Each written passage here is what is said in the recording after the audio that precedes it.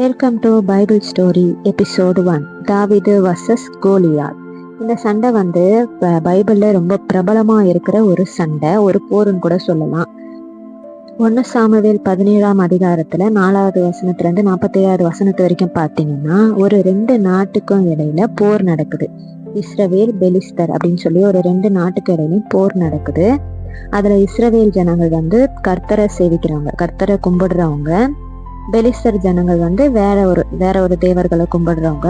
இவங்க 2 பேருக்கு இடையில போர் நடக்கும்போது கோலியாத்துன்னு ஒரு பெரிய இராணுவ வீரன், அவன் வந்து இஸ்ரவேல் சேனைகளுக்கு முன்னாடி, இராணுவத்துக்கு முன்னாடி வந்து நின்றுட்டு, என்ன மாதிரி ஒரு பெரிய மனுஷனோட நீங்க எப்படி யுத்தம் பண்ண வந்து நிக்கிறீங்க?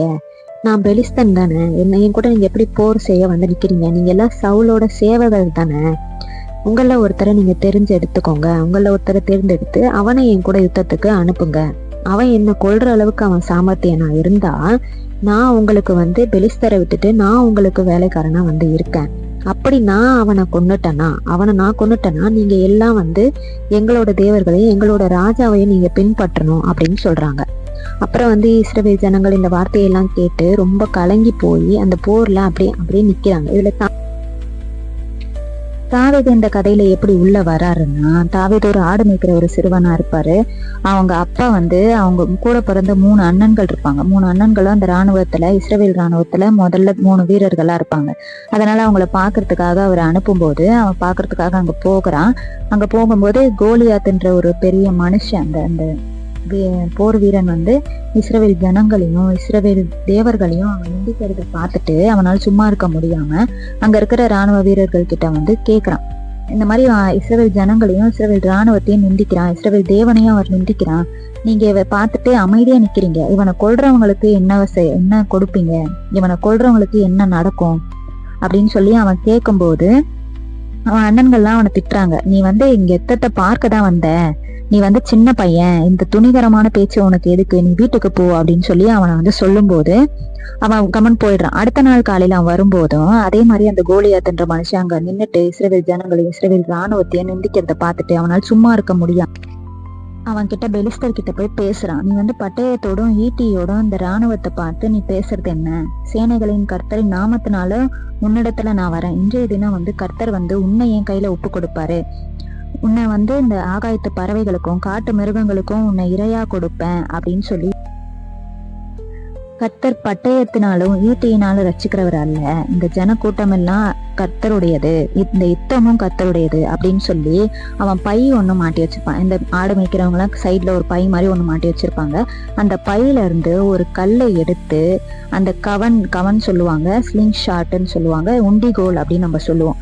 அந்த உண்டிகோல்ல அந்த கல்லை நடுவுல வச்சு அவன் நெத்தியில படுற மாதிரி, அவன் நெத்தியில படுற மாதிரி அவனை ஓங்கி அடிக்கிறான்.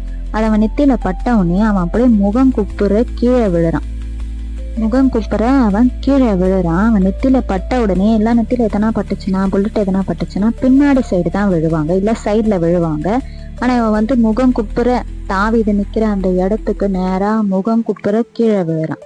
கீழே விழுந்த உடனே தாவீது என்ன பண்றான், அவன் மேல ஏறி நின்று, நான் வந்து இந்த பெலிஸ்தனை என்னோட கவன் கையினால மேற்கொண்டேன், அவனை மடங்கடித்து அவனை நான் கொன்று போட்டேன் அப்படின்னு சொல்லி அவன் மேல ஏறி நின்று அவனோட வாள், அவனுக்குன்னு ஒரு வாள் இருந்துச்சு, கோலியாத்துக்குன்னு ஒரு வாள் இருந்துச்சு, கத்தி. அந்த கத்தியை எடுத்து அவன் தலைய வெட்டுறான்.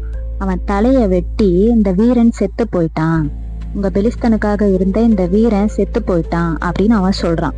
அவன் சொன்ன உடனே அங்க எதிர்க்க இருந்த அந்த பெலிஸ்தரோட இராணுவம், அந்த கோலியாத்துக்கு பின்னாடி இருந்த அந்த பெலிஸ்தரோட இராணுவம் எல்லாம் இதை பார்த்துட்டு ஓடி போயிட்டாங்க. இப்ப இந்த கதையில இருந்து என்ன தெரியுதுன்னா, தாவீது வந்து தேவன் மேல வச்சிருக்க நம்பிக்கை.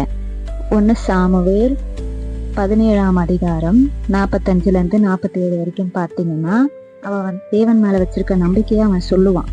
நான் வந்து கர்த்தர் உன்னை வந்து என் கையில ஒப்பு கொடுப்பாரு, என்னை சிங்கத்தின் கைக்கும் கரடியின் கைக்கும் தப்பு வச்ச தேவன் வந்து உன்னை என் கைக்கு ஒப்பு கொடுப்பாரு, உன்னை வந்து நான் முறியடிப்பேன் அப்படின்னு சொல்றாரு. 2வது வந்து வலிமைனா ஒரு சின்ன பையன், ஒரு 15 வயசு பையன், அவ்வளோ பெரிய வீரன். அவன் எவ்வளவு பெரிய வீரன்னு நீங்க பார்த்திருப்பீங்க. அவ்வளவு பெரிய வீரனை அவன் ஒரு கல்லுனால, ஒரு உண்டிகோலும் ஒரு கல்லுனாலையும் அவன் வந்து மேற்கொள்றான். அவன் கையில பட்டயம் இருந்துச்சு, வாள் இருந்துச்சு, என்ன ஒரு எல்லாம் இருந்தும் அவனால எதுவும் செய்ய முடியல. அந்த ஒரு கல்லுனால அவன் விழுந்து போறான். இதுதான் இந்த கதையோட சிறப்பம். இந்த மாதிரி பைபிள் ஸ்டோரி உங்களுக்கு தெரிஞ்சுக்கணும்னு ஆசையா இருந்தா என் சேனலை சப்ஸ்கிரைப் பண்ணுங்க, லைக் பண்ணுங்க, ஷேர் பண்ணுங்க. உங்களுக்கு ஏதாவது இன்னும் டவுட்ஸ் ஏதாவது இருந்தா கமெண்ட் பண்ணுங்க. தேங்க்ஸ் ஃபார் வாட்சிங்.